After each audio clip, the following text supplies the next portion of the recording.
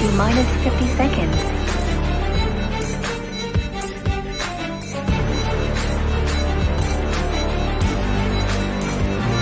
T-minus 40 seconds.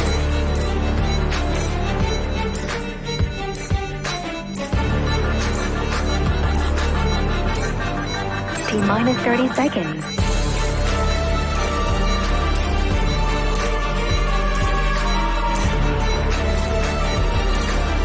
T-minus 20 seconds. 15 seconds. 10, 9, 8, 7, 6, 5, 4, 3, 2, 1.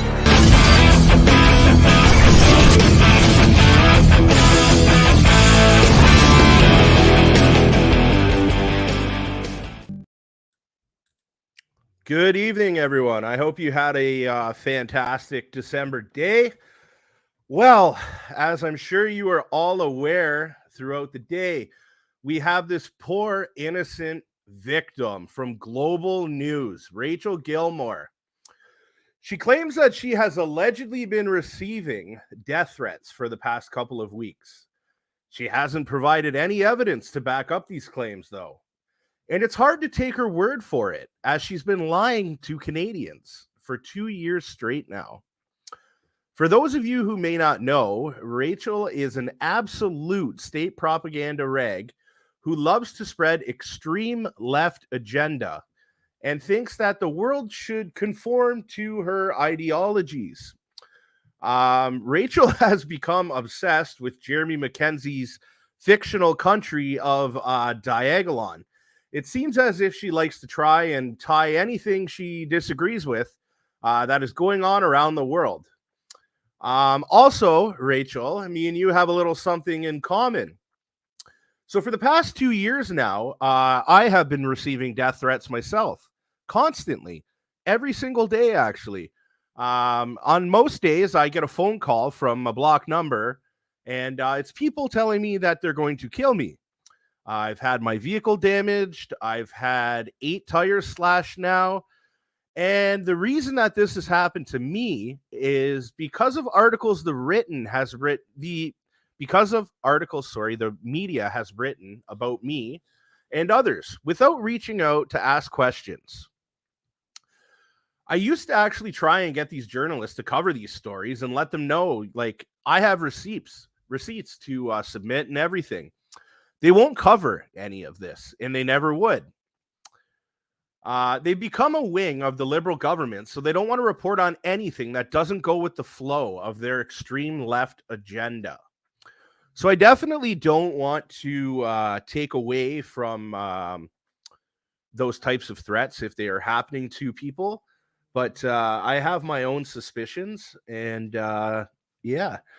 But tonight I have a couple friends who are going to jump on with me, and we can talk about some things here and play some media and get into a discussion. So my first buddy that's on here is Kyle Cardinal. Kyle, welcome. What's happening, Rob? How are you, brother? I'm good, man. How are you doing? Always good. No fair to the rest of the world. Attaboy. Have you, you're not a Twitter guy, are you? Dude, I'm having so much trouble just even being on Facebook. Yeah. Before all this thing, I was never on this stuff. But I should be over on Twitter, but the fact that it just looks like we're having the Pied Piper trying to bring us all over there, that kind of veers me off once in a while too. Yeah, I hear you, man. And you know what? Twitter is just like nonstop drama. One day it's the left coming, the next day it's the right coming, and everybody's just at this big battle with each other. So I don't necessarily blame you for not being there. I see BJ McGraw, you got a fan here, Kyle. He says the Red Green Show. Oh, the Red Green Show. With your look, with the plaid shirt and the big beard. I'm bringing it back. Kyle is bringing it back. Oh man! So how's the resistance out west? Where exactly are you located again? I am sitting in the wonderful, most beautiful Shuswap region of the province of BC. It's in between Salmon Arm and Kamloops. We've got a nice lake. I've got a nice peekaboo view out to the lake there, and yeah, we're out a little bit out of the way. I couldn't imagine living in a city these days. It'd Yeah, be that's very not a hard. pla- I couldn't live in a city before these days. What am I talking about anyway? Yeah, brother. I don't blame you for saying that. So how are things over there right now? Are these like things are decent where I live right now, but I mean 45 minutes down the road, the Hamilton School Board has voted in to make these kids have to wear masks right now. You guys got anything like that going on over there or no?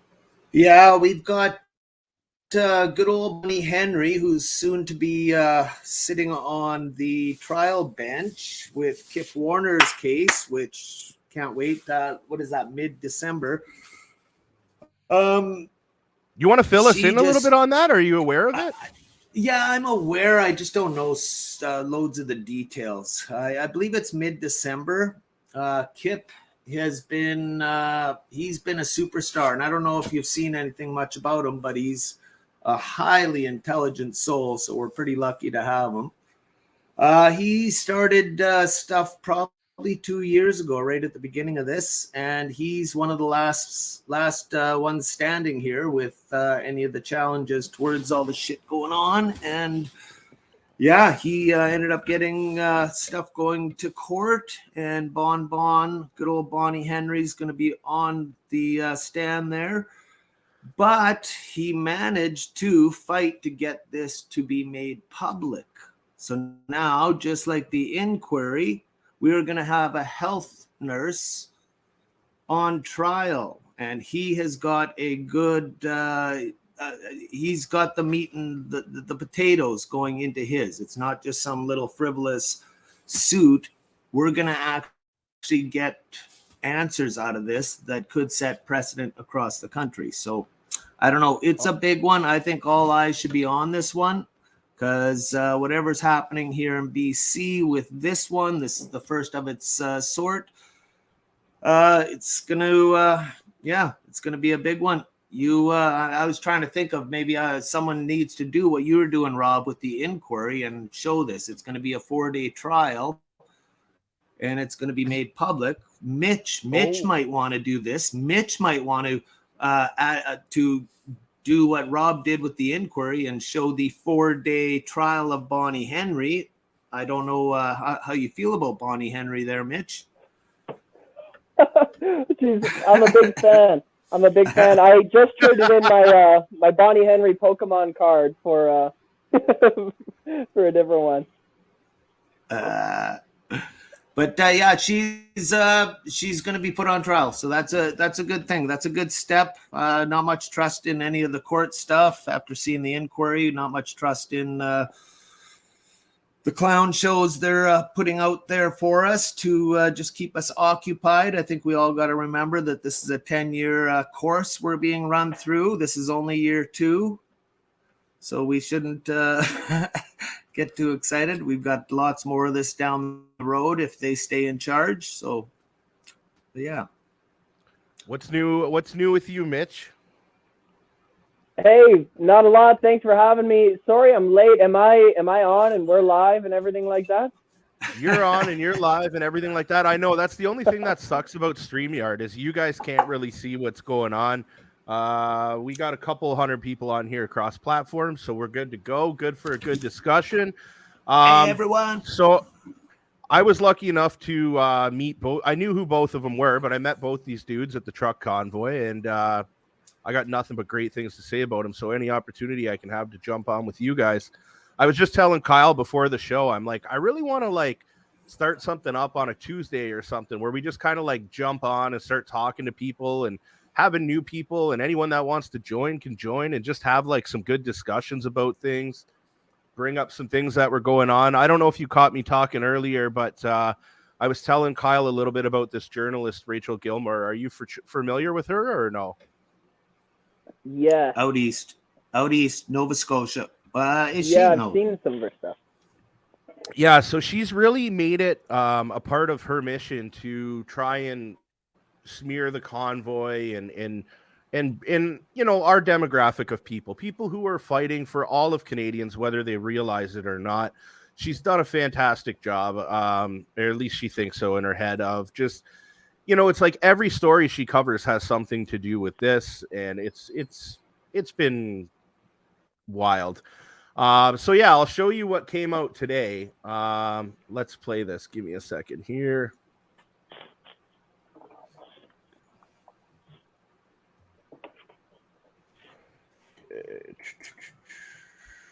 She's definitely on the payroll. This one is what I think he's trying to say, Mitch.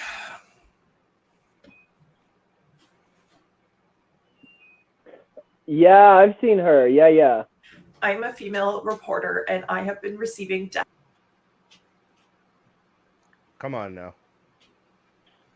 I don't even like the first couple of seconds that played. I don't even like the sound of her voice.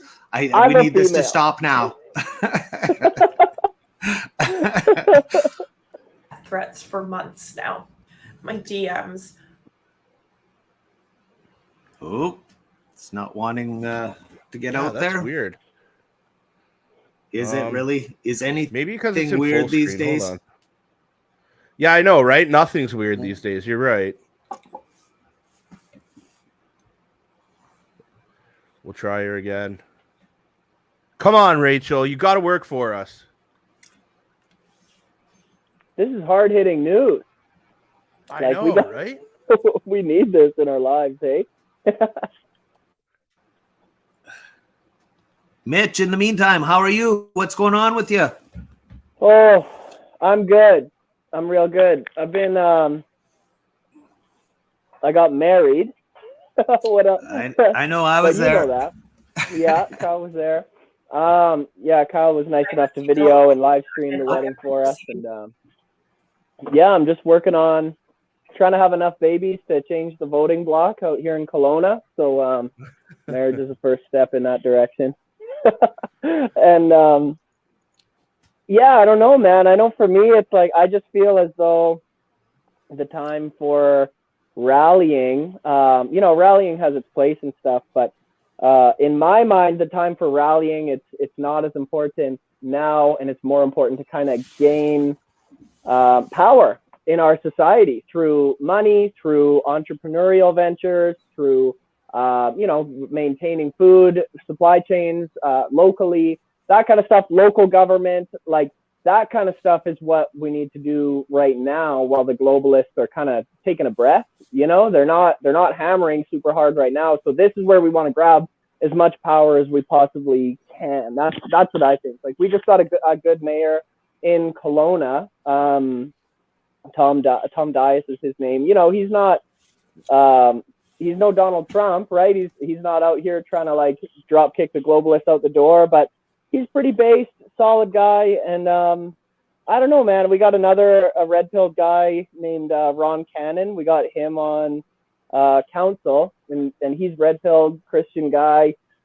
He's on city council in Kelowna. And so I think that we're just through little things like that, we're a lot more, we got a lot more solid footing for the next one, whether it's another big, scary fake pandemic or a fake alien invasion, whatever it is, whatever the global threat is that we all need to unify to defeat, we're going to be in better shape against it. You know what I mean? Right. Absolutely. I'm going to try one more before I give up here, and we'll see if this one works.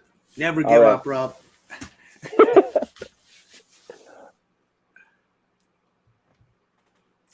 Weird.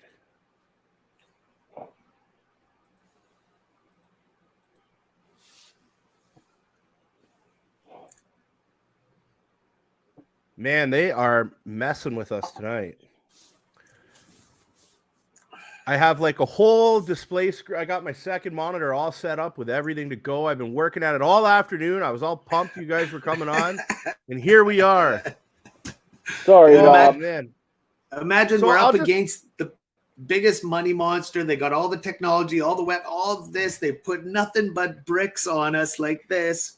And we're still winning. That's all right, man. You know what? Us three are capable of having a great conversation without showing everything. So basically what I wanted to get into and talk to you guys about, feel your opinion, see how you feel. So Rachel comes on the internet today and she's telling, all of Twitter.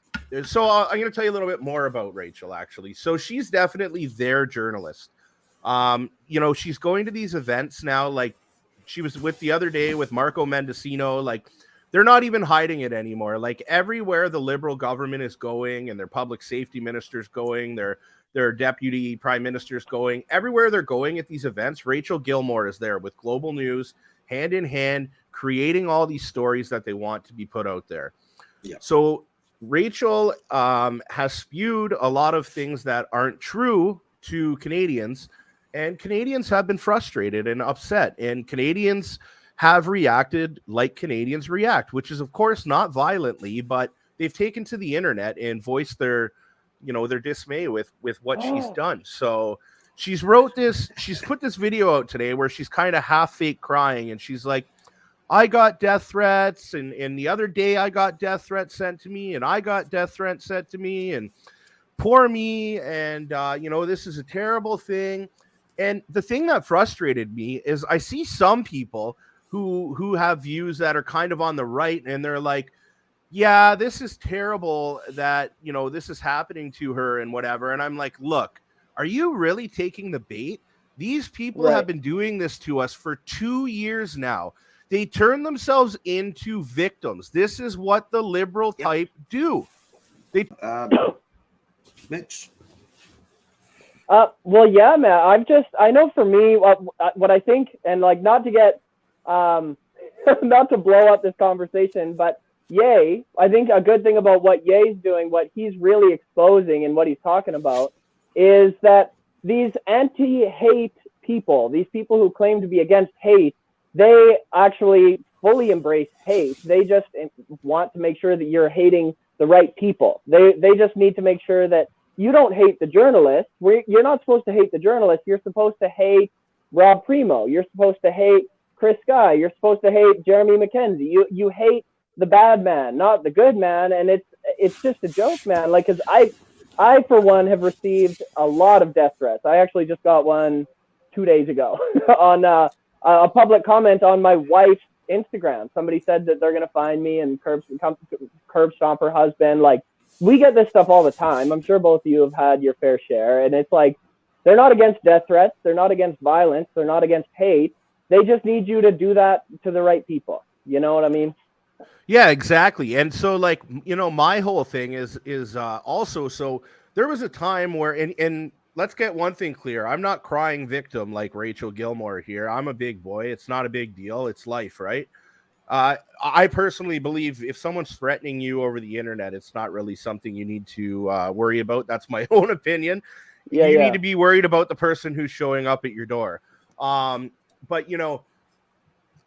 I've reached, so when they started doing the shit, the whole reason that people, were sending me death threats and you death threats and people like us is because we had different views than they did. And because we had different views that they didn't align with, they started writing lies about us. So, in my local newspaper here, they seen us have a rally with a Gadsden flag. The next day, an article comes out and it says that there wasn't a lockdown rally. There was a pro-racism, anti-science, anti-vax, bigot rally or whatever, right? Now, the next thing you know, these people just absorb everything like they're a fucking sponge, right? So these people actually believe it. They believe this in their head. And at that time, thank God, we're seeing a shift. But at that time, these people really took it for what it was. And I would start to get fake accounts messaging me, saying they're threatening my life, threatening my family's life. They know where I live. They're going to dox me. They're going to get a hold of my job, yada, yada, yada.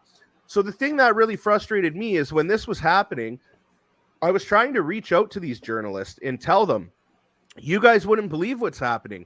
Because of what you reported, you're making enemies for people who actually aren't any of the things you're trying to call them right now.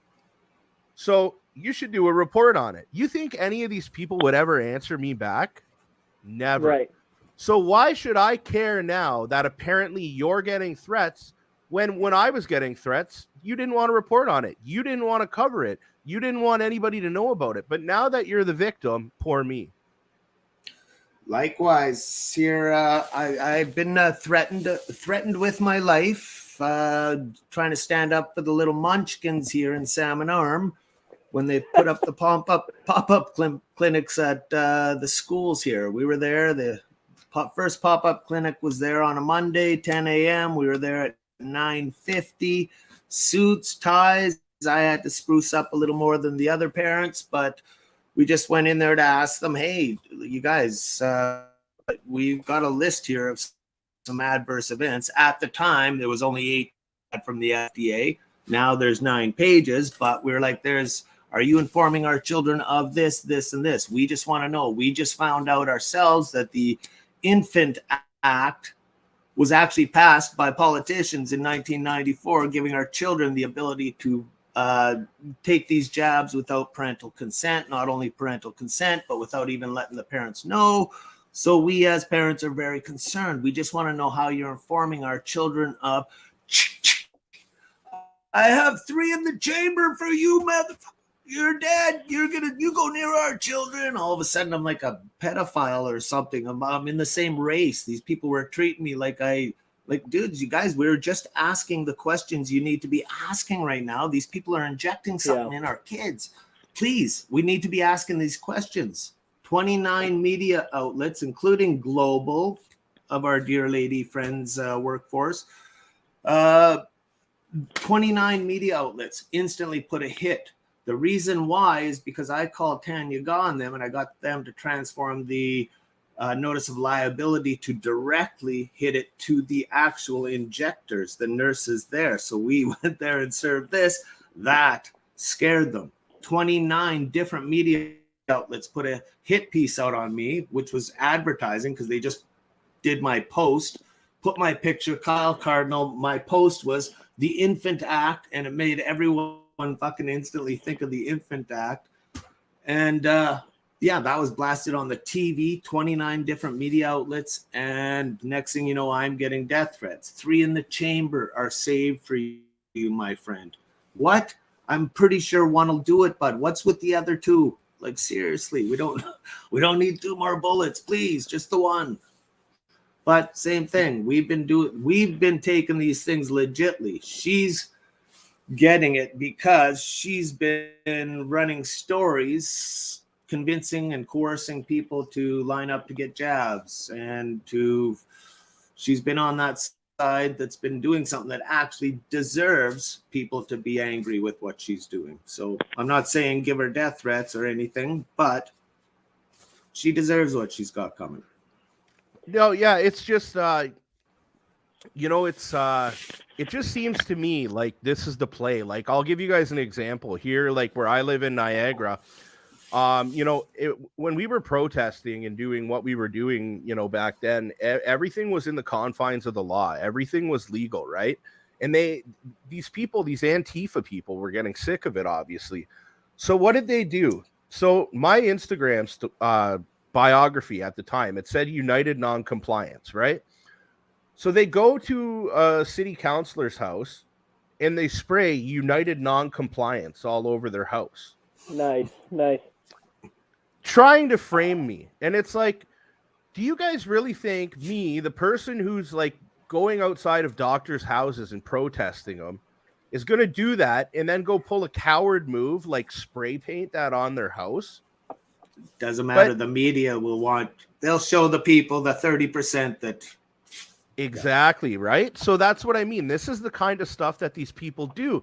So what I'm saying is, I can't confirm that this is the case for sure, but I would never put it past them that these people would fabricate these emails themselves and send them in just to get sympathy votes, just to create these stories, or to even usher in whatever their extreme left agenda is in censorship. Yeah, I think that's well said, Rob. I think these people will stop at nothing. And I think it's not a big conspiratorial stretch to imagine that they're writing their own death threats. Is that so crazy? Is that so crazy to believe that? And even aside from that, it's just insane, man. Because I don't know, anybody who's been involved in any level, any sort of media whatsoever, is kind of aware that when you make a certain amount of noise, there's kind of some stuff that happens. It's like if you make a post that 1 million people see, it's, 1 to 5% of those people are going to be out of their mind, and the opinion on that post is generally going to be split 50% either way. Like I had one reel that got on Instagram, it was like 250,000 views or something like that.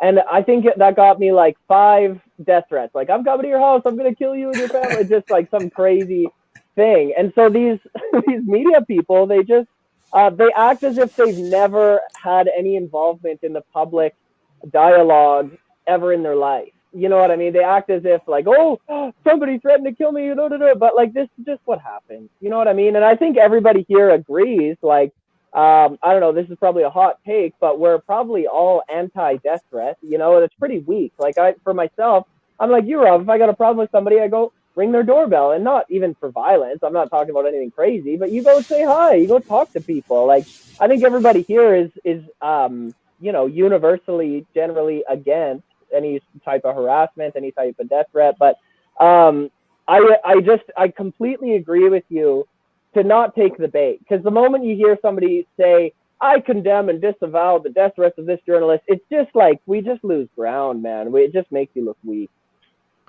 Yeah, and I mean, as soon as you see someone like her put a video out like this, it's instantly, because, she has a platform where there's 30,000 people on Twitter or whatever, but immediately you see all the other journalists, you see members of parliament, you see all these people start tweeting about it right away, right? And it's like, did they all plan this and they were all ready for this to just boom, do this today? Because, just a few weeks ago, we were just listening at the Public Order Emergency Commission. It came out on the record that Global News was trying to fabricate a January 6th type story with the trucker convoy. So it's like, you can't put it past them. She's an actress, that one. Anything getting this much play in the mainstream media is a part of the program. There's no, I don't know. I'm trying not to. If I see anything getting blasted in the mainstream media right now, I know that is just a part of the program, either one side or the other, to keep us busy for the 10 years so they can flip shit over. This is all I picture up there. So she's a part of this program. I believe it's so, because she's very out there. She's in all these important issues. And then her voice is blasted right across all the platforms. Therefore, she's a part of the Shakespearean play we're a part of. Yeah, and then, it's also convenient that, like, one of her, one of the death threats that she got, there was a picture in the death threat of the Diagolon flag, right? So it was Diagolon members that were death threatening her. So, people of this fictional world who are real scary people. You can Google a photo of that flag and just take it and attach it to an email. But this looks really convenient for the media and these people who draw up these stories, because they just run with it. Prefabbed. Exactly. Yeah. So, Mitch, I'm trying to pull something up here. So you're liking what Kanye's doing, or what? Yeah, I'm a big fan, and I just like, it sounds so scary to say that, because it's like, any tepid support at all, they're like, he believes every word this man has ever said, But Boom, good. I just like anything that, for one, will shift the Overton window, and will also just smash people's programming that they have. Like, I don't know, I want to say some stuff, but I want to be careful because I know we're on YouTube, but like, for one of the most famous hip hop artists in human history to be on the Alex Jones show saying, I like the guy who was in charge of Germany in World War II, whatever. For him to say that, I just like, I'm like jumping up and down. I'm cheering. I'm like, this is the best thing ever, because people are programmed so severely that they can't even hear the J word without freaking out. They can tell you all about how whites have a super majority in business and as CEOs and in government. They can tell you about how big bad the white man is because they've been keeping down all these other minorities. But the moment that somebody starts to point out, like, hey, if you ask most of these people that you're talking about, they'll tell you they're not white, they're Jays. It's like everybody freaks out because of the program, because and I just like, I don't know, man. For me to see like my guy Nick Fuentes and Kanye West like doing these interviews together, I just could not be happier, because regardless of their message or their intention or whatever, it's just I think it can allow people to think more freely, and be more willing to commit thought crimes and to say them out loud, and to be able to actually look at things, objectively and without all this pre-programming. Yeah, I agree, man. That's like one of the biggest issues in our world right now, I see, is that, people are scared to speak the truth. People are scared to talk about things that are going to get them canceled. And I'll cancel myself with you, Mitch. I'm a Kanye fan as well. I think he's doing huge things pushing that window, and he's making conversations happen that need to happen. And it's my view that free speech is should be absolute. Like, you can say anything and be judged accordingly. And as long as you're not out there inciting violence, and if you do, there's police officers that have a job to do. Right. How are you guys feeling about Elon right now? Oh, I want to hear Mitch's take on this, because I'll hear Mitch's first. Okay. You know what I think? I think conspiracy theorists often need to learn how to take a win when it shows up. Just relax and take the win. Because it was like when Elon kept his Tesla factories open during lockdown and showed everybody like, hey, they're not dead. My employees are not dead. Everybody's all right. Everybody goes, oh, and like all this schizo, like conspiracy people go, he's trying to put a brain chip in your head. Don't trust him. And back then I was kind of saying, like, you guys, look, like, take the win. These employees are real, and he is a real CEO that is keeping his real factory open, and he's showing he's showing you something. So look, and people go, oh, Neuralink, and they're freaking out. And then same thing with Twitter, where I go, hey guys, look, he let this guy back. He let these people back. He's bringing all these people back, and everybody kind of freaks out and goes, well, he didn't let Nick Fuentes on, and he banned Ye, and he did this. And for me, I just figure like, this is a win. This is better than it was. This is a good thing. And like, I'm not putting Neuralink in my head, I'm not falling for any of this stuff, but I can take a win as it shows up. I feel like too many people get black-pilled, and they refuse to take the win when it shows up. What do you guys think? Am I too optimistic? No, I agree with you. I'm choosing right now at this current point in time to see the things that I like in Elon, and I'll move on from there. I like what's been done. I like how how he's opened up conversation and dialogue. You're able to speak your mind a lot more. It's not perfect, but it's a start. I also like how, the Twitter files are going on right now, and we're becoming aware of I guess on YouTube, I really will get canceled this episode if I say it, but you know what I'm talking about. Things that went on with the election over there.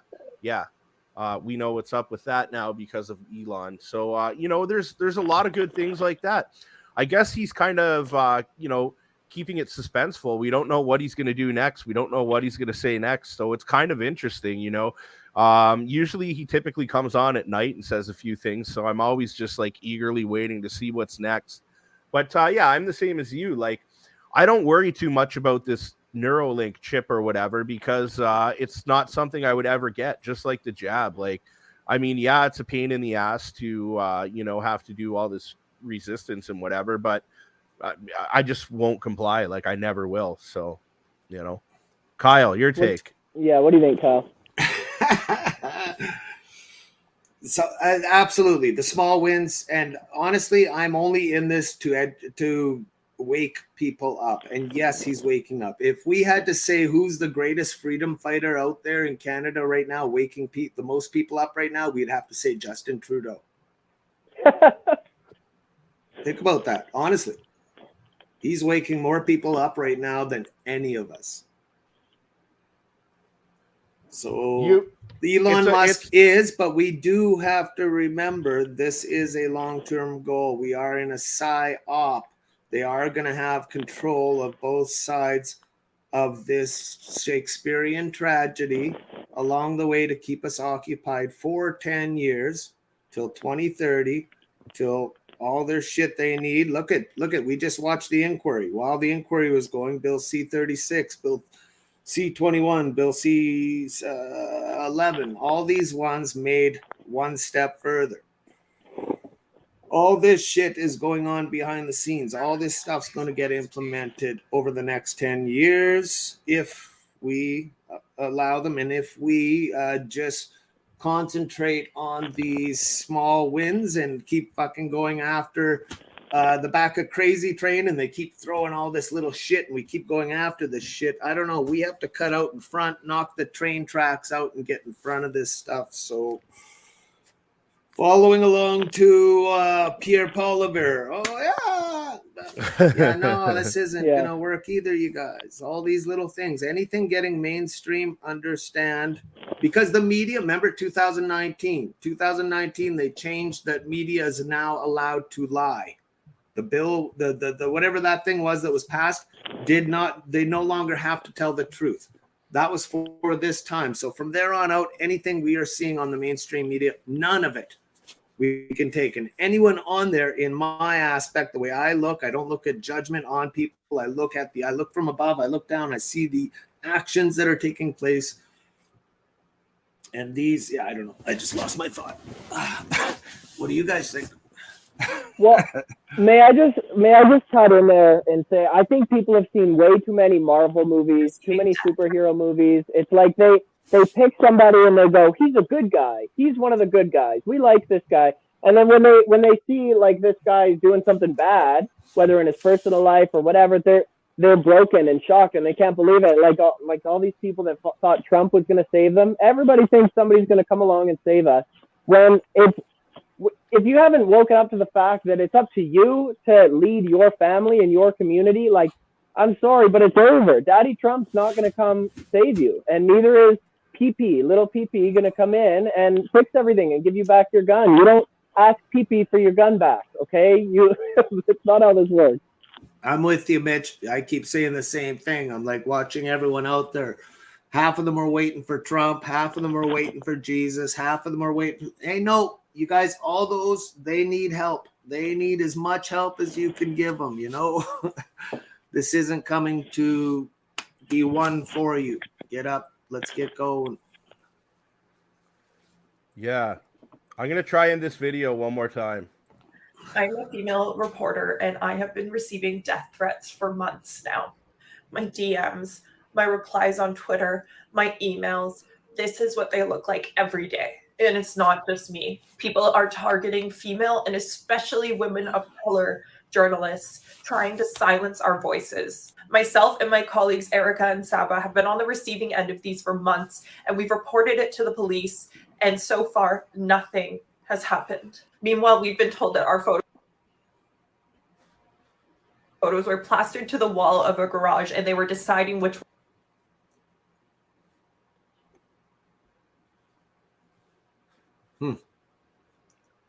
Lost it. I'm so sorry we couldn't hear the rest of her voice like that. I know, right? That's just pitting people. That now just pitting everyone against the cops. She's just causing divisions everywhere she goes, this woman.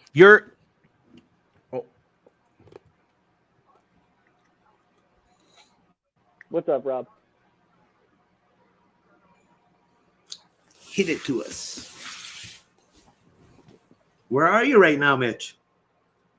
I just got home. I was working in Vernon, and now I'm back home. It's your workbench behind you, eh? Yeah, I was gonna say it's pretty quite a seductive atmosphere, isn't it?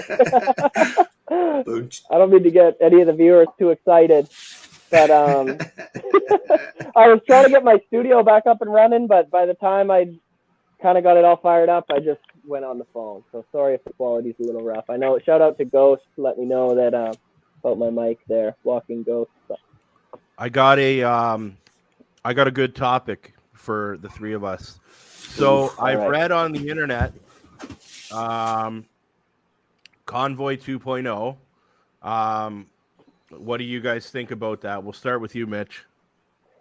I'm sorry, Rob. Can you say it again? I was talking in the chat. So, no problem. So I read on the internet, I'm sure you guys have by now too, that Canada Unity is planning a Convoy 2.0. What are your thoughts on that?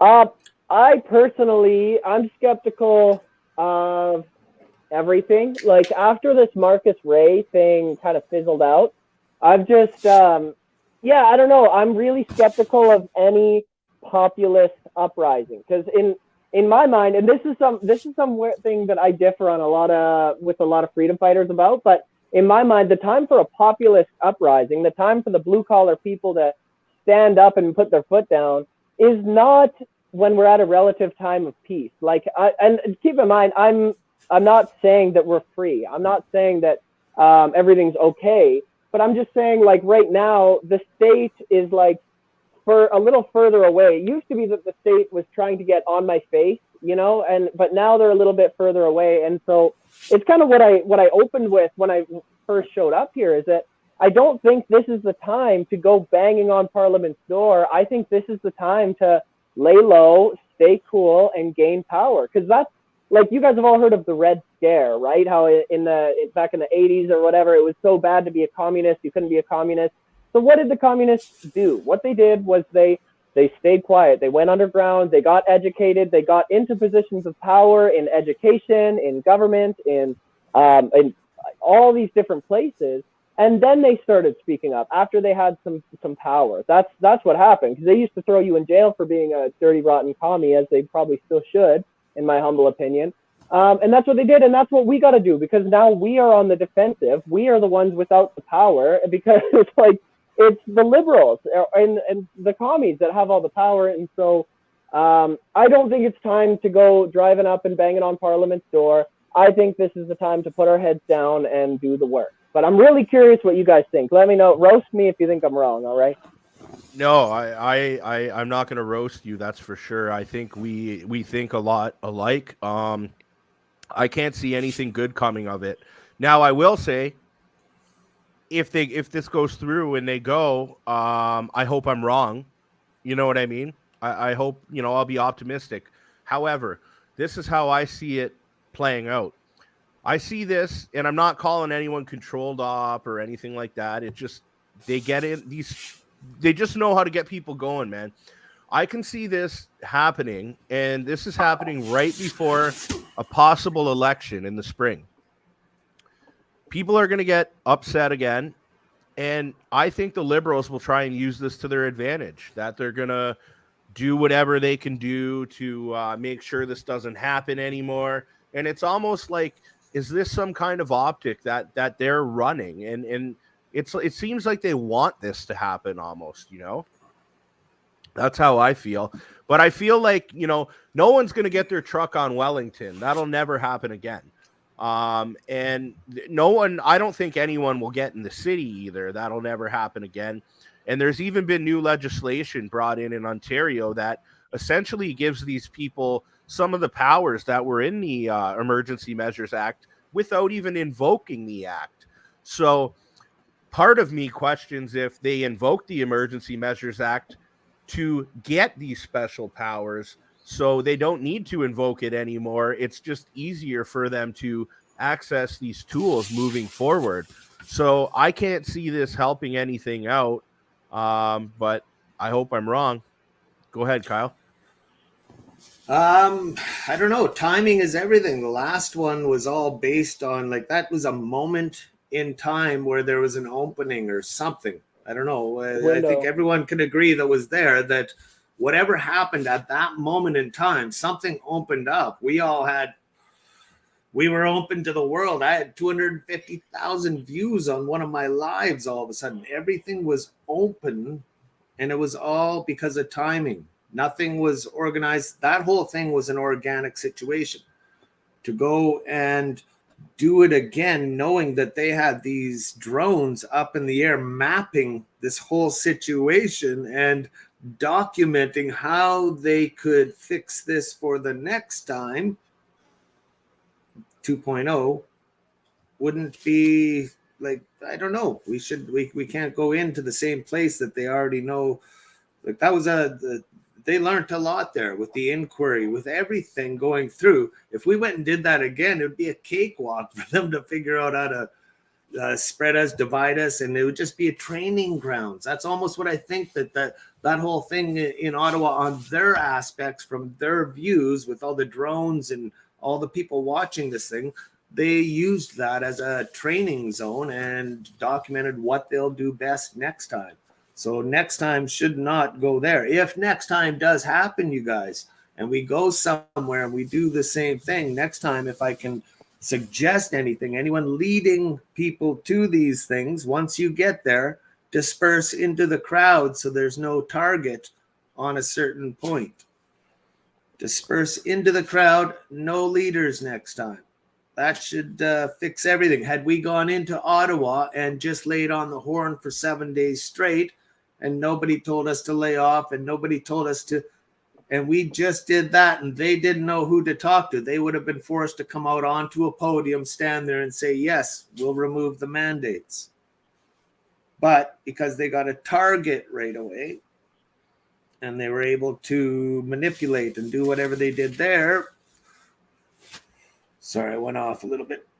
No, that's all right. I got something else here. We'll try it out and see if it works. I wanted to play, and we'll check it out really quickly.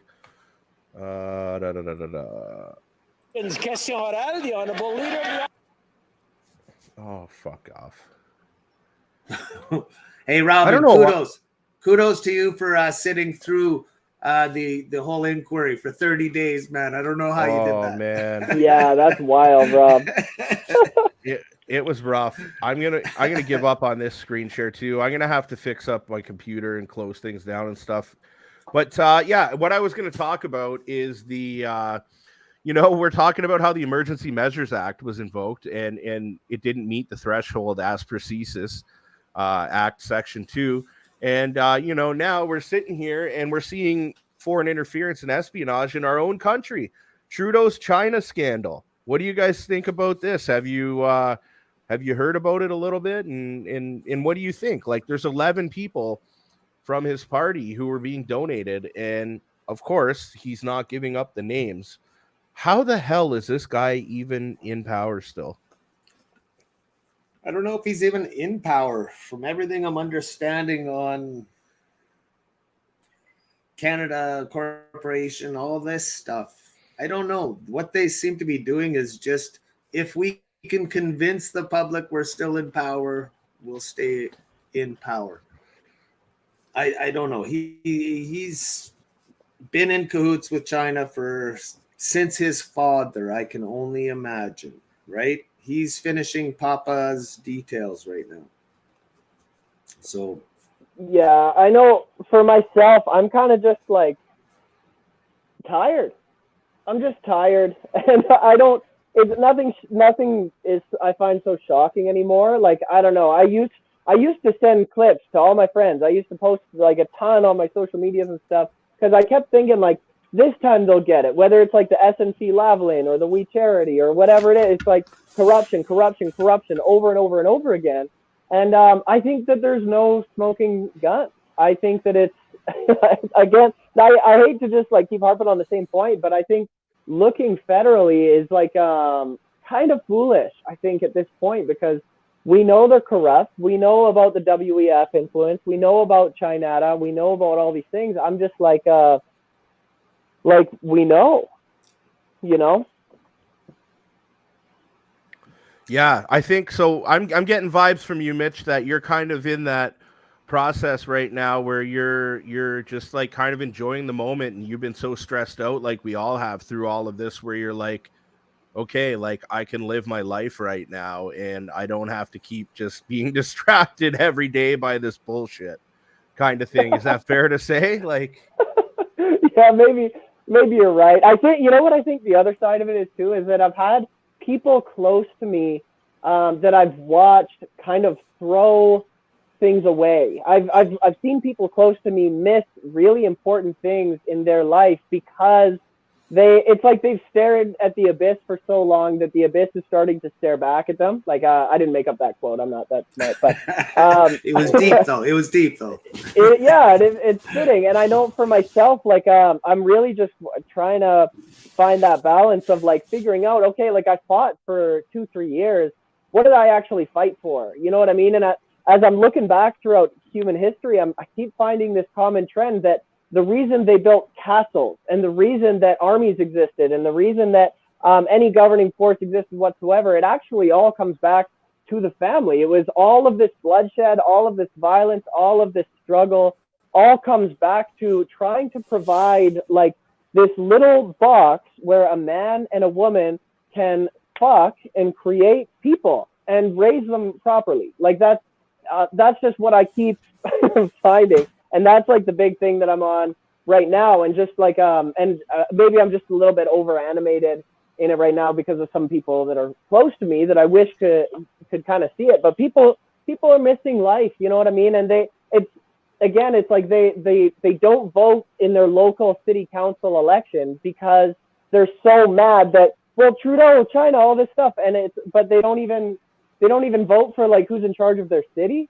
You know what I mean? They don't vote for their school superintendent. Like here in Kelowna, we just had like a Soji transgender loving freak show get in charge as like a school board trustee. I'm like, where are the voters? Where are you guys? Like, we need you out here, you know? They're trying to like, yeah, you guys get it. Sorry for spiraling so hard, but.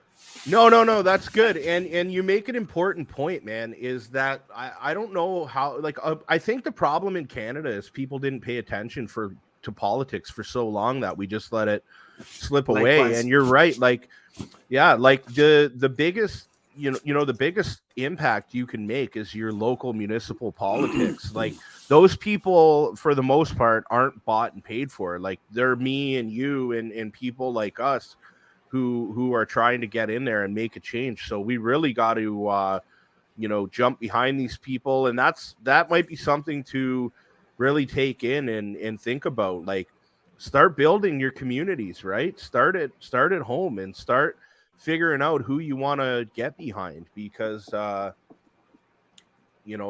that's important. What do you guys think of Danielle Smith? Kyle, I want to know what Kyle thinks. Well, same thing. Like it's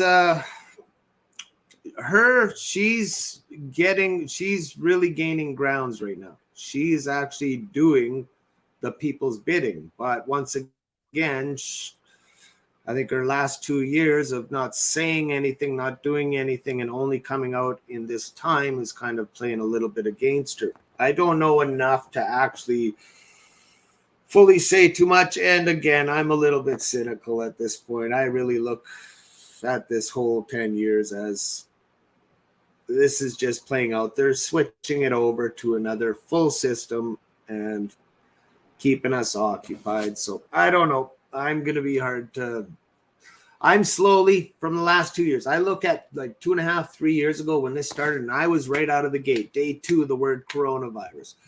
I was studying pages and pages of documentation, this and that, trying to find every minute detail.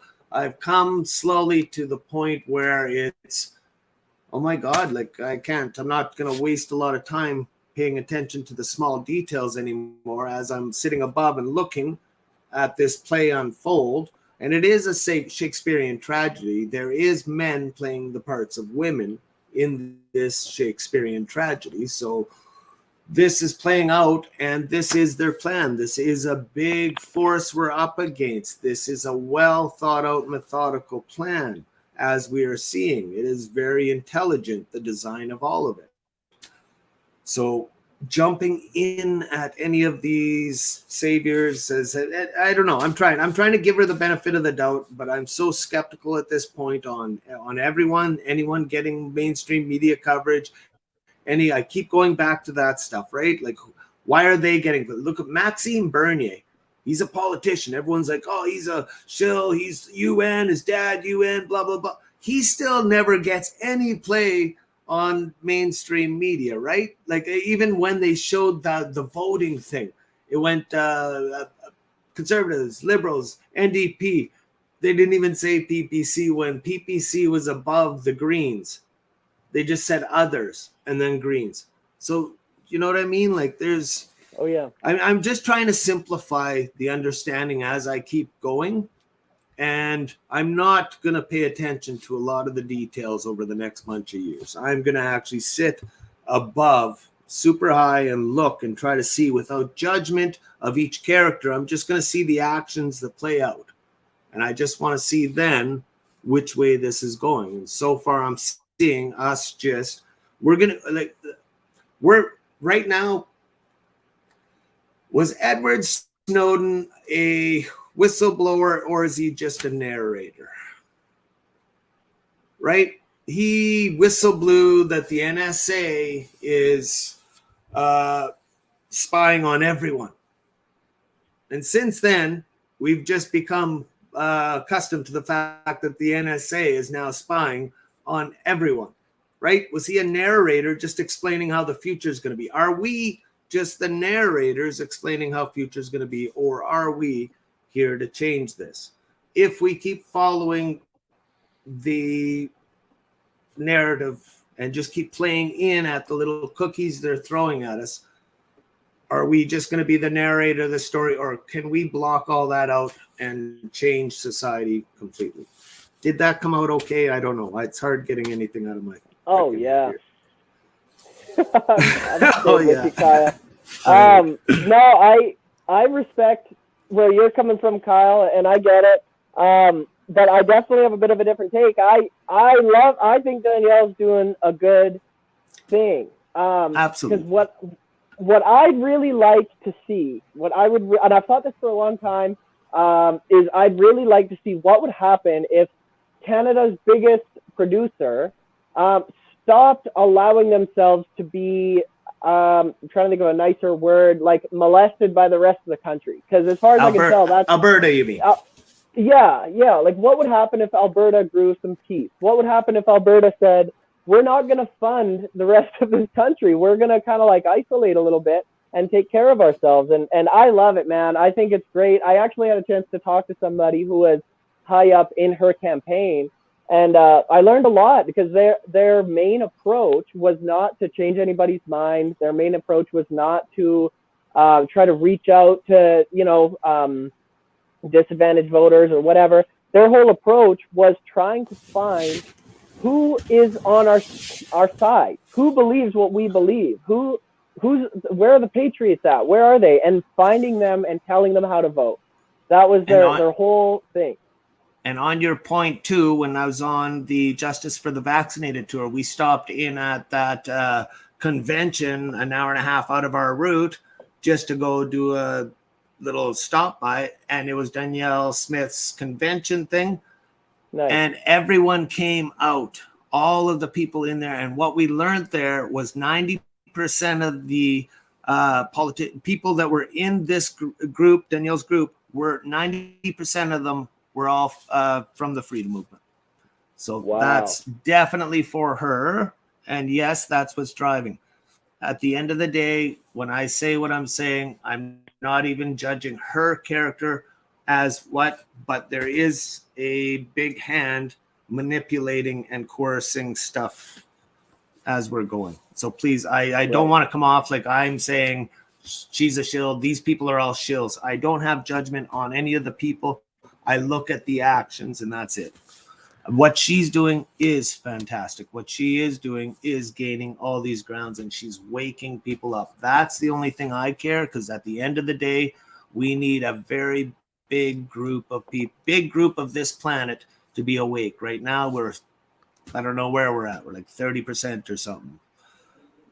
Yeah. We need I'll go ahead. No, that was it. Sorry, Rob.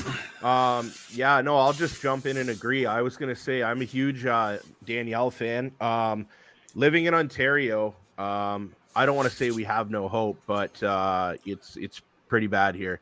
So like even seeing her take this so serious and talk about the Sovereignty Act, as a Canadian, like I almost see that as a possible way out for me. Like I'm like, if this girl's for real and like things start to go in this direction out there, like I'll probably be jumping in my vehicle and hey guys, I'm coming over.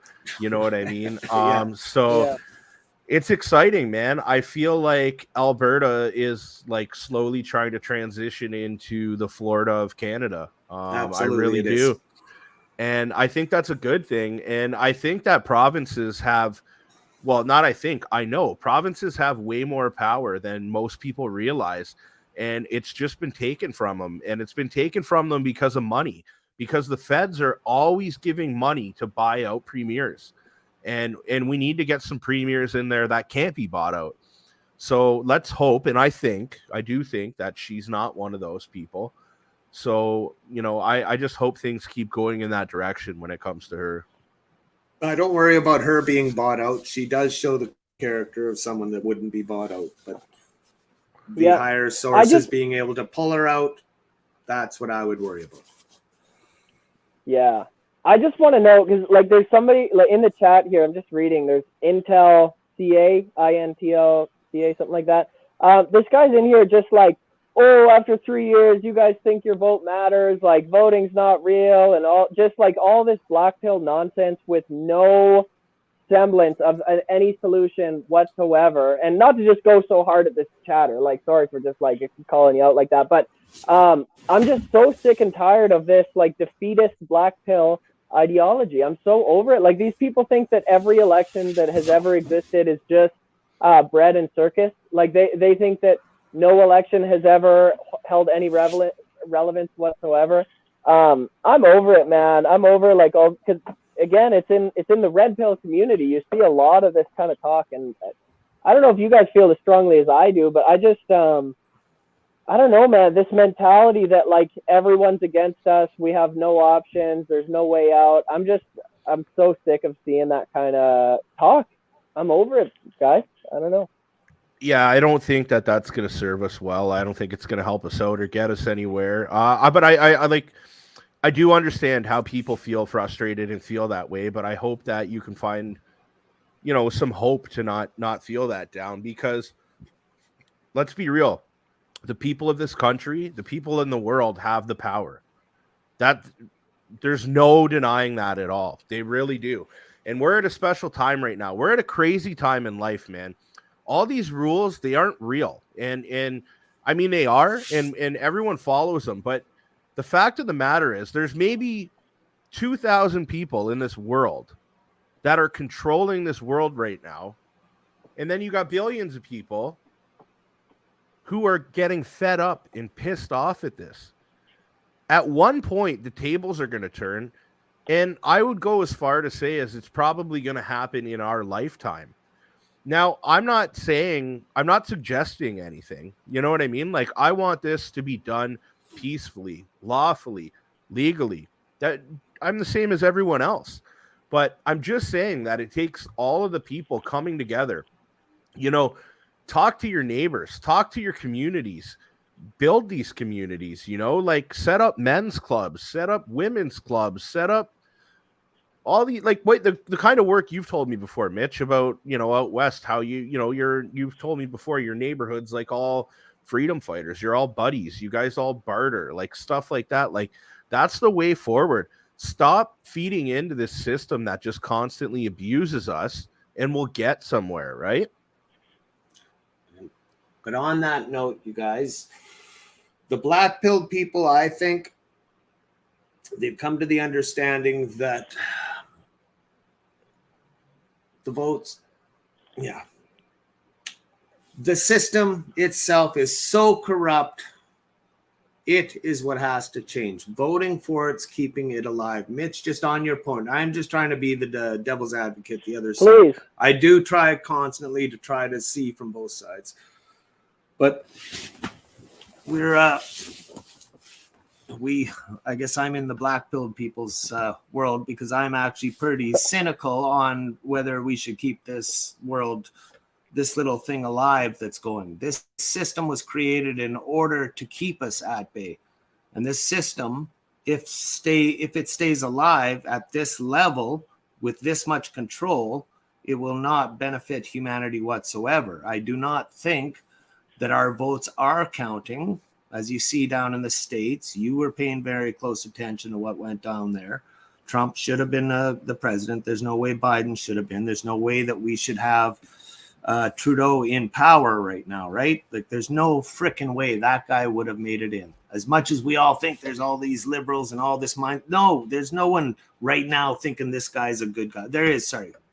That bottom 30%, in my thinking, that bottom 30% is already gone. But there's too much. Yeah, there's too much that's happened for people to have any faith in actually voting. I personally think it's beyond that now. I personally think voting and all this, it's a facade now. It's entered into a computer. It's already made up its mind, and this is how it's going to be. So I get the animosity from everyone. I get the frustration. Yeah, the key is what you guys are saying, the community. This is all we should be focusing on right now, is our community and our small, never mind this globalist view, never mind this. The way forward is the community working together. So we've been doing that here in Salmon Arm. We've been at it for a couple years. There's lots of good people doing good things in the food communities and whatnot. I think that's our way forward. Well, sorry, Rob. No, go ahead, Mitch.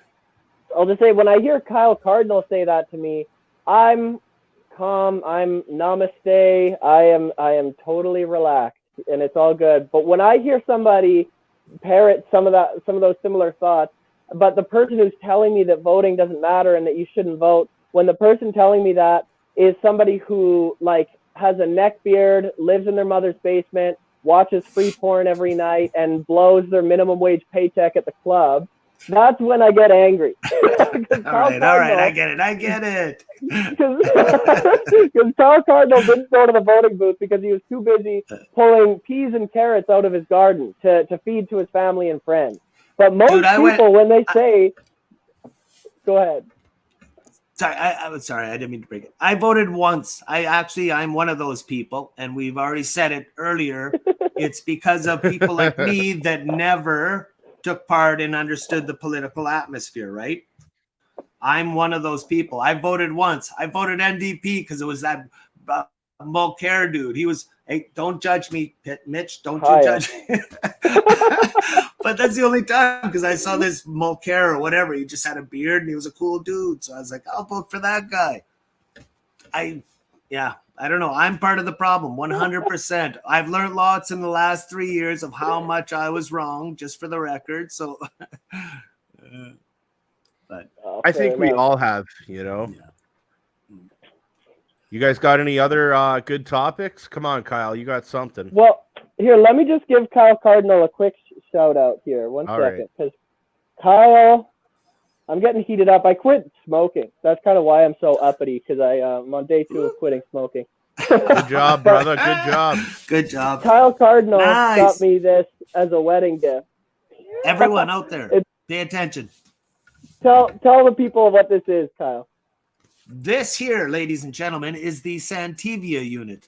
It is built from Japanese technology. All those minerals are from 600 meters below the ocean. This thing oxygenates, remineralizes, but before it does that, man, I better get shares in this company. Before it does that, though, it pulls all the fluoride, pulls the chlorine, parasites, bacteria out of the water. It's got 9 different chambers, oxygenates, remineralizes, but it sets the water through this process to a pH of 8.5. One of the key things of health that everyone needs to understand is alkylinating your body, or at the very least keeping a nice balance between the acids and the alkalination. But given what, given all the shit that they do with our water and treat it and all this stuff and everything they're putting in, I'm not like I've done some stuff to my body that most people wouldn't have lived through. All right, I understand about putting bad shit in people's bodies more than most. This is key. Right on, Mitch. I can Sell echo that, baby. I can Sell echo that, Kyle. Absolutely. I can But echo it is, that. yeah. Yeah, I lived no, out you're in the right. forest for 6 months. I lived out in the forest for 6 months by myself. Had someone bring food in. It was on a glacial runoff stream. That was the pH of the water was coming out at 6.5. I know that because I was growing weed out there at the time. But I would just throw this river. Allegedly, but I would throw the water in. It would come out pH at 8.5. So you can throw puddle water in this stuff, and it'll come out miraculous. So what do you guys think about what's going on in China right now? You know, a lot of people have their suspicions that it's a psyop. I don't think so. What's your thoughts? What's your take on it? Ooh, Mitch is thinking hard. He's like, I gotta really gotta think before I answer this one. I'm not too sure. Once again, it's so hard. If anything's coming out of China, right, it's escaped or it's been led out. I don't know.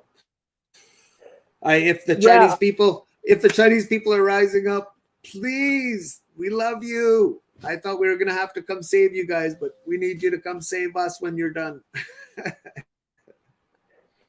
Yeah, I feel the same way, man. I just like on its face, I want to just support it and say, yes, this is great, but I don't know nothing, man. I don't know. I barely know what's going on in my own backyard, let alone China. But like Kyle said, if it's the people rising up that want the right to have a family and have their own beliefs and not be bugged by the state every day, then God bless them, and I hope they win, and I hope they kill everybody in their way.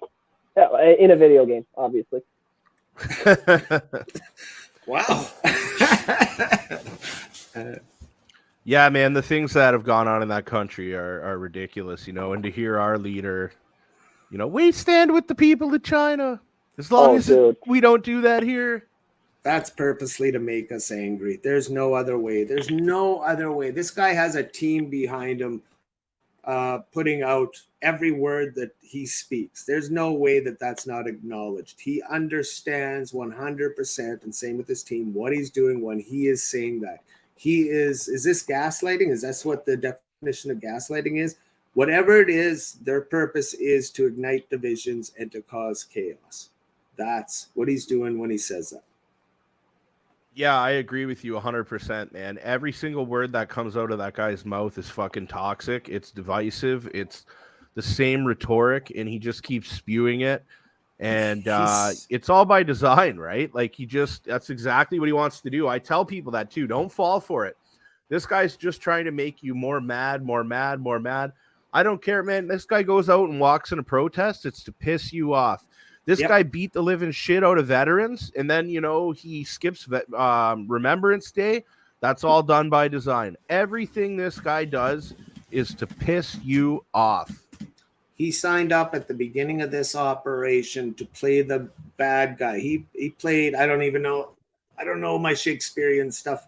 Who's the bad guy in the Shakespeare plays? He signed up for that part. Yeah, I hear you. Honestly, all these guys, the Klaus Schwabs, the WEF, mark my words, was built by the UN in order for the UN to be able to crush them and play the good guy after. Take that thought. You guys, I have to pee. I've had to pee since the beginning of this. Oh, we just lost Mitch. Oh, no. You lost Mitch? My teeth till, yeah. Did we? I got him back. Oh, okay, I'll leave you with that. I'll be all back. Fixed up. Yes. Sorry, I was having technical difficulties that whole time, but I think you can hear me now. Hey, can you hear me all right?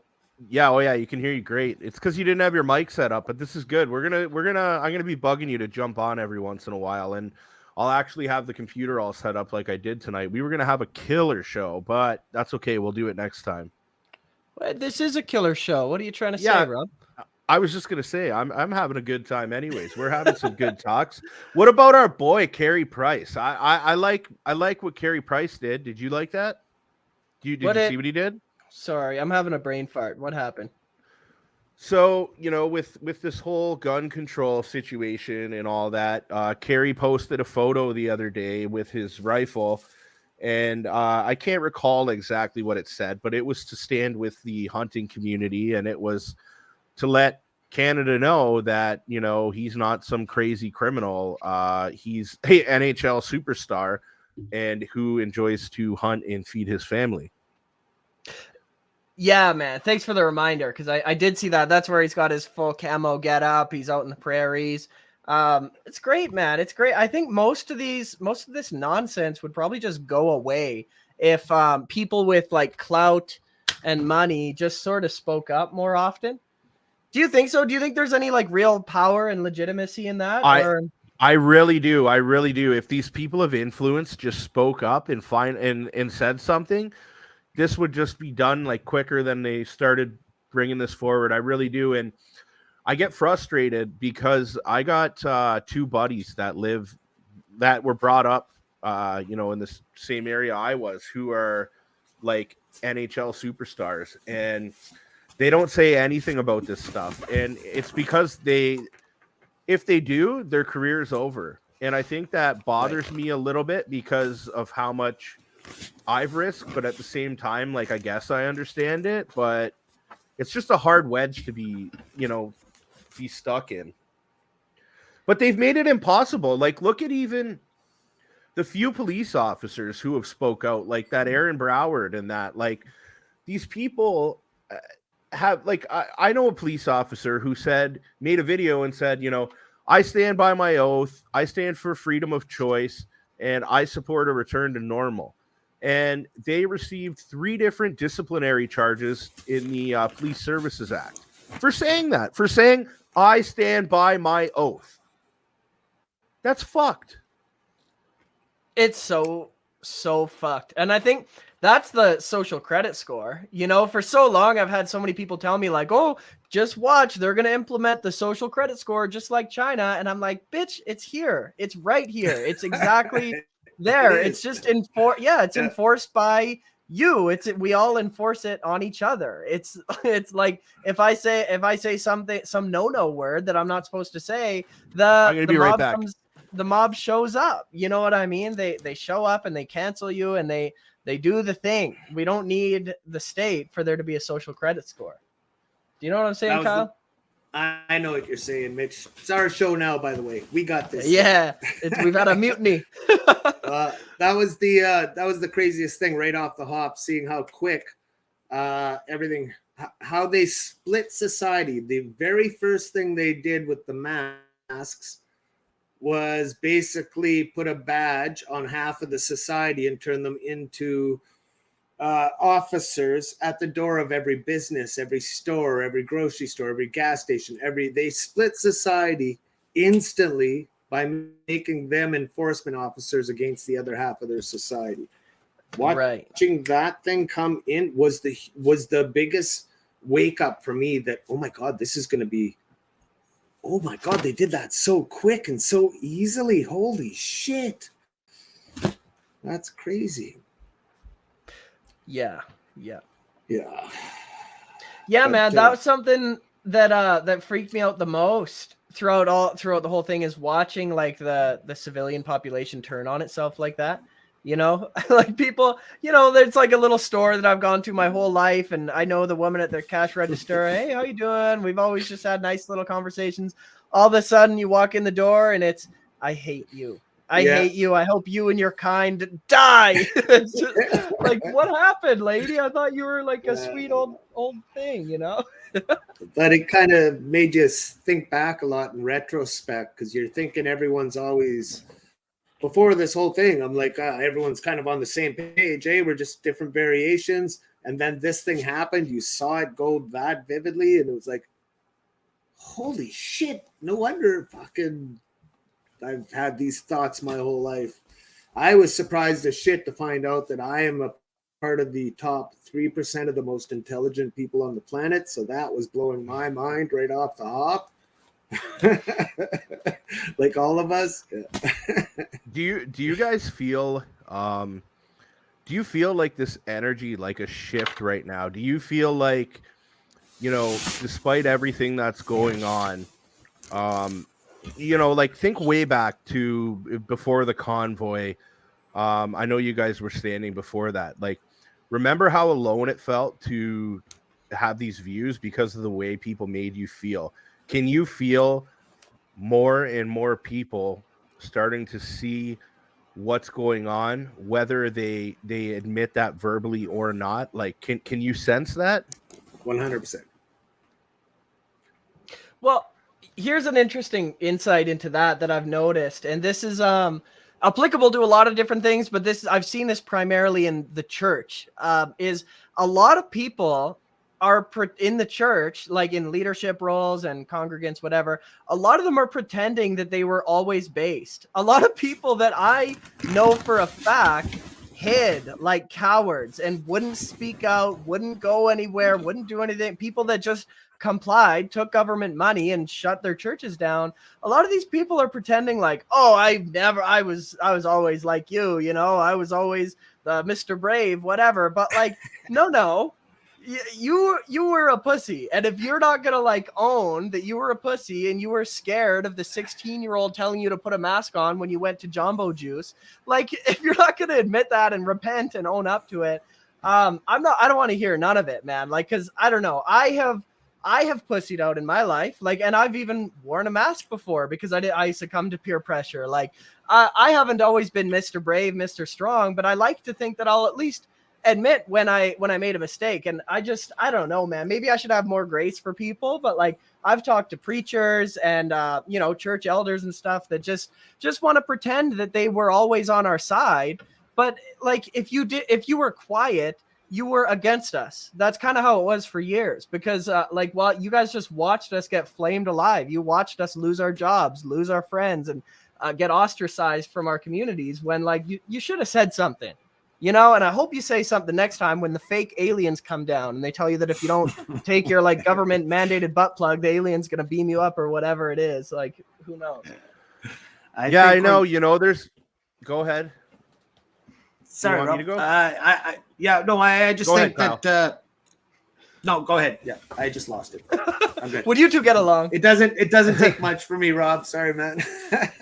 No, it's all good. No, I agree. Like there was a lot of people that weren't around from the start, and I'm not saying I was around from the start, because there were people that I looked up to that I found strength from too, right?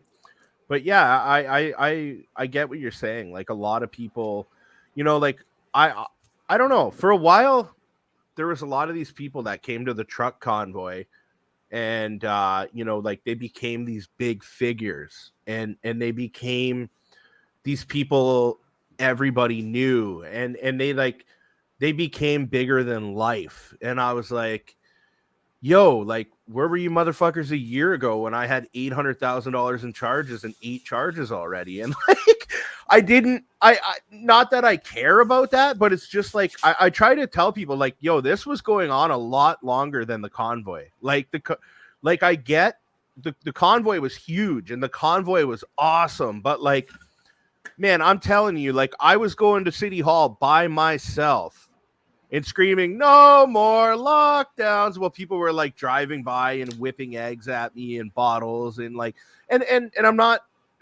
I'm just a dude. I mean, there was people doing that all over the country, and I wouldn't have done that had I not seen other people doing that as well. So I'm not trying to like put myself above anything, but it's just, I think people like want to be seen as this superhero, and it's like, even at the beginning, it was like you looked up to this guy and you looked up to that guy and you looked up to this guy, and it's like, no, look up to yourself, lose fear, empower yourself to be that person you used to look up to. And when you do that and you let go of this fear, then that's when we're going to be okay, when we're all on that same level and living free. I think there was a lot of us that spoke out early that are probably going to get ixnayed in the future. None of the first people seem to ever get anything. It's the next that come along. The plows. I look at us as the plows. Seriously, we got this thing to the forefront. Without all the very first people speaking out, the second people wouldn't have come forward. They really wouldn't have.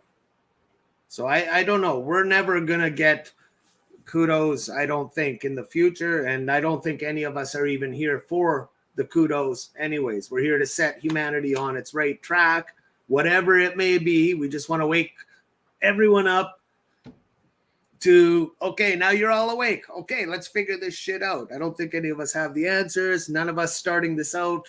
The Chris Skies, the Pat Kings, these are all plows. All of us. We're all plows.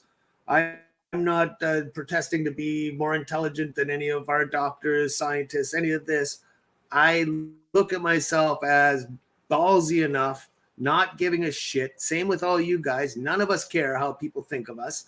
So we're brave enough that we can go out there and flash the light on these dark places and bring attention to places people aren't able to see. But once we do that, a good example was when Pat King had the glory of the fact this has never been isolated. The virus has never been isolated. We have it in court. I called him up, got a hold of Christine Massey, got her on. Hey, Pat, we're a plow. I don't think you should be up on the podium with this one, man. You brought it up to the front. Let's get Christine Massey. And then they started talking, and boom, Christine Massey brought it back out. We were the plows. We are the ones that were brave enough. We don't care how people think of us. And that's our job. I don't think we're going to get any kudos in the future. It's going to be the next ones that come along. So we have to just go get them, Tiger. And happy that. I just wanted to go ahead, Kyle. No, I was just saying that's just my view. What I think. I'm not. My buddy Kevin here says Adamson Barbecue Rebellion started the journey for him. That was pretty wild. Yeah, that was huge. I should probably bring it up now. That's kind of what got me on this whole media topic about talking about Rachel Gilmore. So I'll share a quick story with you guys. When Adamson Barbecue, and a lot of people don't know this, when Adamson's Barbecue decided that they were going to do this resistance, there were a whack of other businesses that were going to stand up the same day and do the same thing. Well, of course, it came to that day, and a lot of the businesses didn't do it. However, my friend Alicia Herder, she owned a shop called Chrome Artistic Barbering in St. Catharines, and she did it. And they were harassing her. They were giving her tickets and charges, and they were smearing her in the media. And, the whole community was starting to rally against her, and it was getting ugly. But the one thing I wanted to notice is, we all know the doctors were calling the shots. Like, these doctors turned into politicians, and chief medical officers of health. They had more control than they should ever have. They were literally deciding what's going on in this country. And I'm sure people were filling their pockets to make those decisions happen. But a terrible story that happened is this lady that I absolutely love. She started the resistance in Niagara. And when she had to leave, I kind of stepped into that role for her. Well, not for her, for us. But what happened is she put a post up one day and it said, "Fire Hergy." Okay. So Hergy's our chief medical officer of health here. So all this post said was "Fire Hergy." Okay. Somebody commented on her post being facetious, and they put his head on a stick. Okay. They were obviously, there was frustration. They were mad. They put that comment. So then Grant LaFleche, who's a journalist for Toronto Star Media, he took that and he didn't even ask Alicia any questions or anything. So she wrote a post. Somebody commented on it. He went to the Toronto Star and wrote a mainstream article that said, Alicia Herder is calling for the murder of this doctor. And he went and put that in the newspaper. So right after this happened, the Prime Minister had a meeting on TV and he addressed it and called her down. Premier Ford addressed it and denounced her. Same with the municipal politicians. Dude, this lady did nothing wrong. All she did was put a post up that said fire Hergy, and they used this as a narrative to paint all these anti-vaxxers and people from the beginning. Man, I went to her business. She was getting, no joke, guys, like 10, 15 calls a day of people saying they're going to end her life, end her child's life. It was terrible. No joke. She had to flee the country. I'm not going to say where she lives, but she lives in a different country right now. She had to leave. She wasn't safe here anymore. Mm-hmm. And she wasn't safe here because of the lies that mainstream media put out there.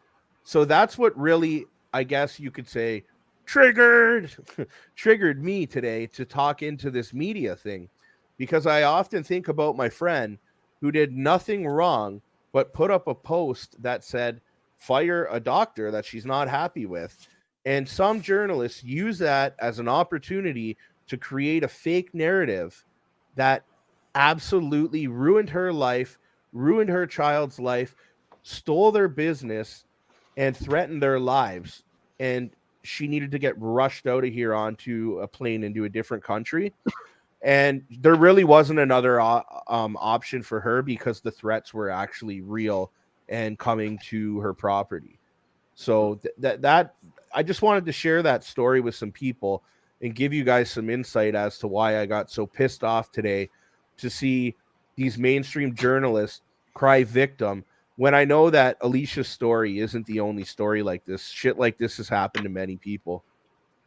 Yeah, and that's why they're turning it around. They're gonna. I don't know if it's the definition. It's like gaslighting. They just do what they're doing to us. They say the reverse. Well, I think a lot of people they'll see the TikTok of that hack fake news journalist that you showed crying about the death threats and stuff, and they'll see us when these people are being mean. This poor woman, this BIPOC lesbian upside down hamstring journalist, whatever, is suffering, and she's receiving death threats. And these mean men on YouTube, they're not disavowing it, they're not condemning it. They're, you know what I mean? Like, they'll look at us and think that we're being harsh. But like, I don't know about you guys, but I mean, I have a cousin who's dead. I know a little girl, 9 years old, who is brain damaged and will never live a normal life. I know a man who is in a wheelchair for the rest of his life. I know people, and I don't even necessarily blame Klaus Schwab. I don't blame the nurse that administered this poison product in their arm. I blame the journalists. More than anybody else. They're the ones who beat this nation into submission and convinced the Canadian people to turn on each other, and convince the Canadian people to put their own lives and their children's lives in jeopardy in the name of fake science and fake virtue. And so, sorry, lady, I don't feel bad for you that you're getting death threats. I'm not calling for it. I don't think that people should do that. It's not smart, it's not helpful, but I'm not going to sit here and condemn and disavow and cry and moan that people are being mean on Twitter. No. And so that's where I land on this one. I concur. I think every one of these pieces of shit are going to get everything they created for themselves. Personally, that's out of my hands, out of our hands. That'll take and I mean, so now another part of the puzzle I'll put together for you guys, because you're not 100% in on the story. So now this journalist is saying that, this is happening to her because, of course, it's because she's a woman, right? Right. So because she's a woman, like, you wouldn't know what it's like to be a woman journalist. Because, the whole world is misogynist and looks down on women. And that's what they want people to think about this demographic of people, because they have nothing else to bring these people down. These people are shining in the light. They're shining in the truth, and they're trying to do everything to fix what's wrong. So the only way they can play ball fairly is to not play fair and make up these fake accusations of misogyny. Yeah, I just love the blanket. It's always the blanket of, oh, I'm black, or oh, I'm a woman, and all this stuff. It's just like, it's also fake, man. And I think people are actually, with this one, I think people are starting to see through it more and more and more. It's just like, when nobody actually really cares if you're like a black, pink, and yellow polka dotted member of the LG barbecue community. Like, it's what, nobody really cares anymore. Like, everybody just wants to be left alone. Before 2020, we were just at the point where racism, prejudice, it had dwindled quite significantly since the 50s up to 2020. We were at the point, and yes, you still have it on the sidelines. There still is a small fringe minority of people that are actually like that, but it was almost dead. It's gradually going to a place it's dead. What they did in 2020 on, it seems, this last 3 years, is ignite it to try to bring it back before it withers away, till most of society doesn't see in color, doesn't see in gender, doesn't see in any of that. We're just human beings, and we're happy with the energy that's beside us, sort of thing. And it's grown to that. And we're almost getting there. Whatever's happened the last 3 years, they seem to have lit a match under to, no, it's still alive, you guys. Here, flash the light over here. Get the actors in. Oh, my God. Mitch, what's your thoughts on amnesty? No amnesty. No amnesty. Okay, but I would like to say, before I pop off and get crazy, is that article calling for amnesty, to me, it feels a lot like I don't know, similar to when like Trudeau is saying like, well, these people who are coming here are all racist, misogynist, and all this stuff. Like, it feels like they're trying to invoke a reaction. They know what happens when they push that button. So I try not to fall for it. But I don't. It's just like. But at the end of the day, no amnesty. No amnesty. Yeah, amnesty. true. To the higher ups, for sure. I think there's got to be a little bit of leeway for the ones that have been fooled. Sure. Yeah, I mean, like, our people in our society have been fooled, and you can see that. I see the switch from 2 years ago from the people that hated me to the people that are now, hi, Kyle. Oh, we're on high now. Okay, cool. So they're seeing it, right? And they're seeing the flip, and we're seeing it of them. I'm not saying no amnesty to those people. I'm saying Trudeau, sorry, Christine Freeland. I don't know if you saw the picture. Someone caught a picture of her foot, and yeah, I seen your posted it post the other day.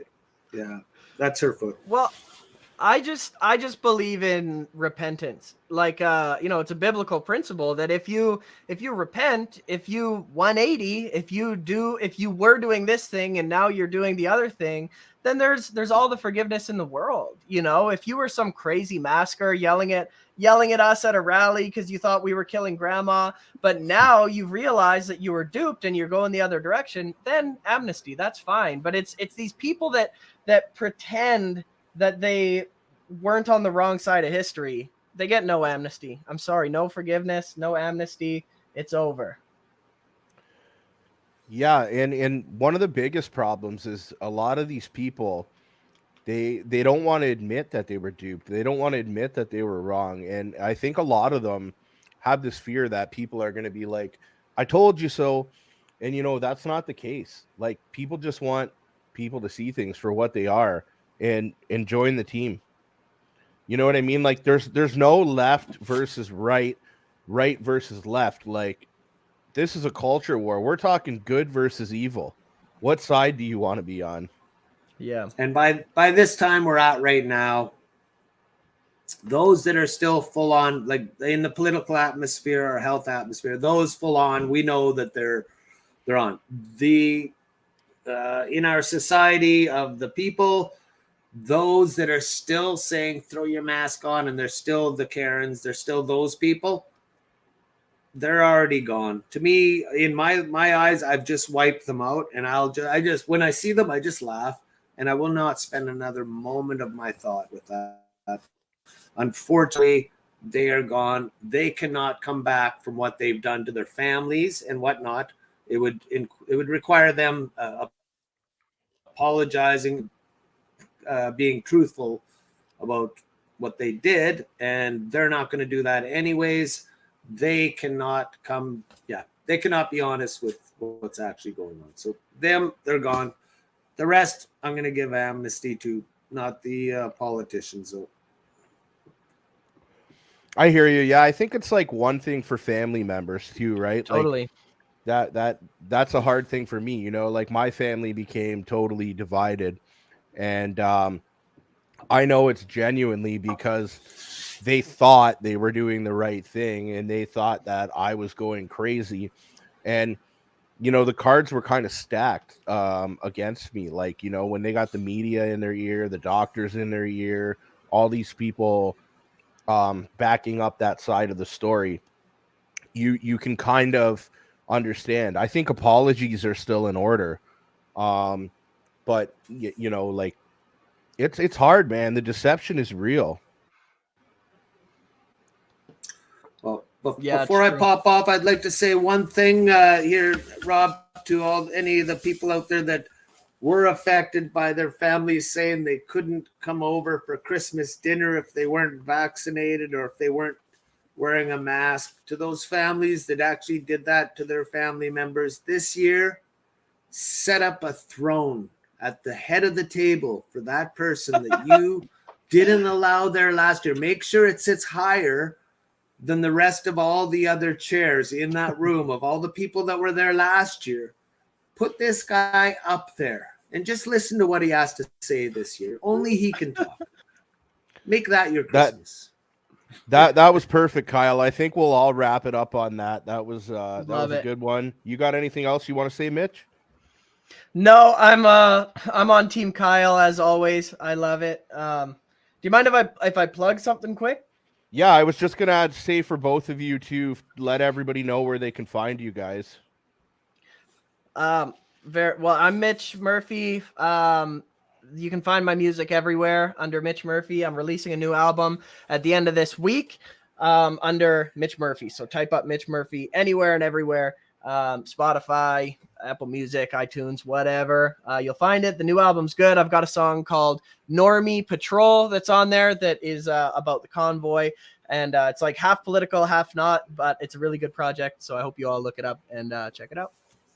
And if you need to look for old school stuff on Mitch, my favorite is Rally Bars and so many more. But I don't have anything to plug. Kyle, people can find you on Facebook. You're mostly on, right? Yeah, that and by the tree next to the rock. All right, boys. Well, sorry about my internet goofing around here, but we still had a great talk, and we'll do this again sometime soon. It was I love good it, Rob. seeing you both and talking This to you is both. needed. I think you're on you got the right thing going here, Rob. We need to For sure. actually talk about stuff. I'm not a big talker. I'm mostly inside my head. It's hard getting stuff out of my mouth half the time, but this is very much needed, and it's needed that people that rose above at the beginning of this, we need those thoughts. Those people actually rose above because they are able to see a bigger picture. So keep getting people like that on, man. Love what you do. Appreciate both of you guys for everything you guys have done so far.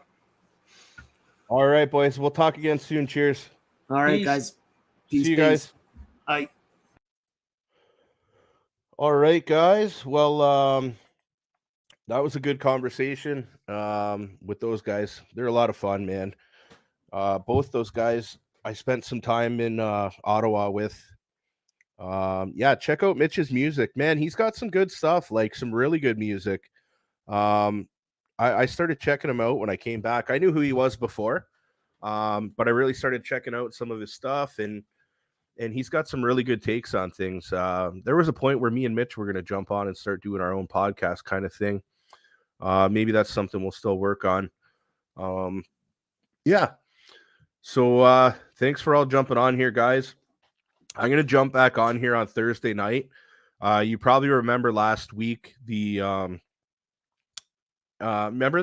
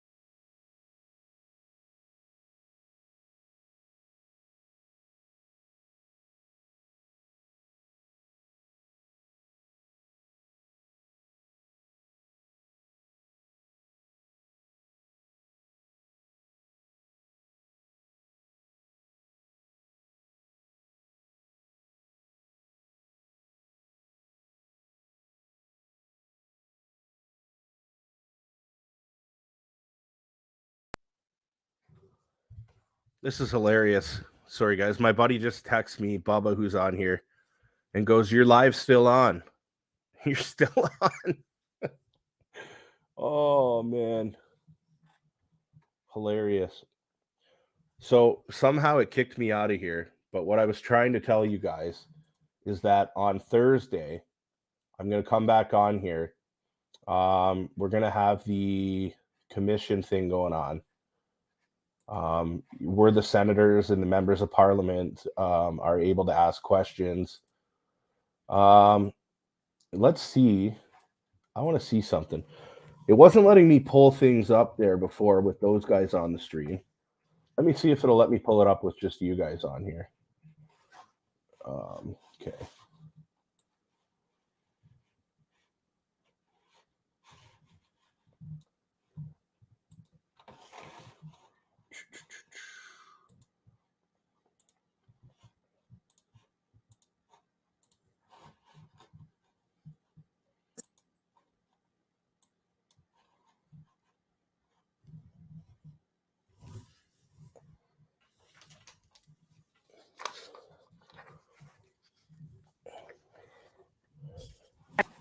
I'm a female reporter and I have been receiving death threats for months now.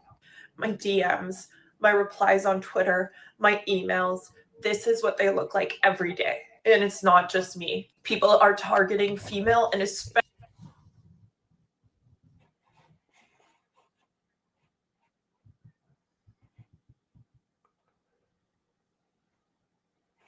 Yeah, I can't figure out. women of color journalists trying to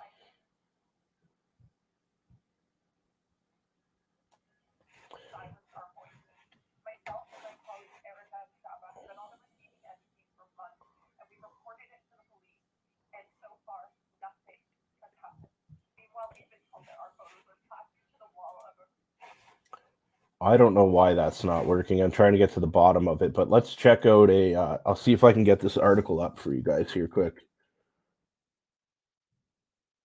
This is one thing I don't think I got to bring up.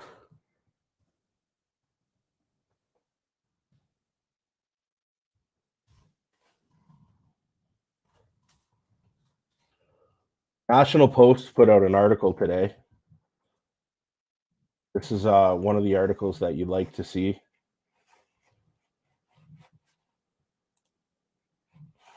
Okay, here we go.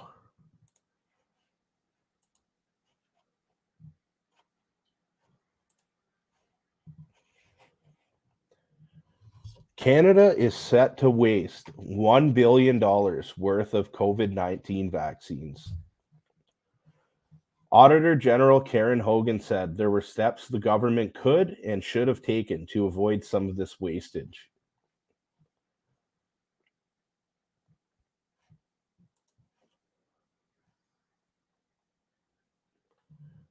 At the end of May 2022, there were 32.5 million doses in inventory. And using unclassified and public documentation, we estimated those doses to be worth $1 billion. It's crazy. Yeah, my buddy Kev, that's what happens when 80%, 90% stop at 2. Exactly. Trying to force this on people. Okay, let's see if we can...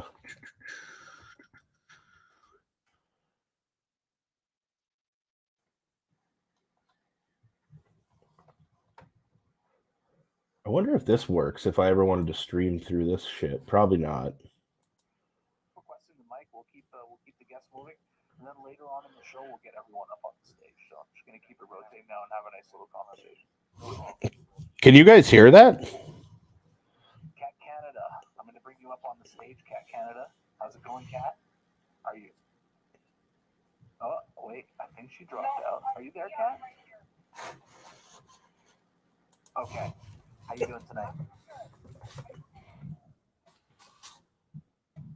I think we all do. I think we're all humane. Like, I saw Derek Rance, like, posting a picture of, like, a pill bottle beside her bed, and, like, I wonder if Rachel Gilmore, if anyone checked it. Like, come on, man. Like, those jokes are kind of gross, you know? Like, implying overdoses and all kinds of things. Like, there's limits. There's limits. And the limits are getting crossed, and I don't like it.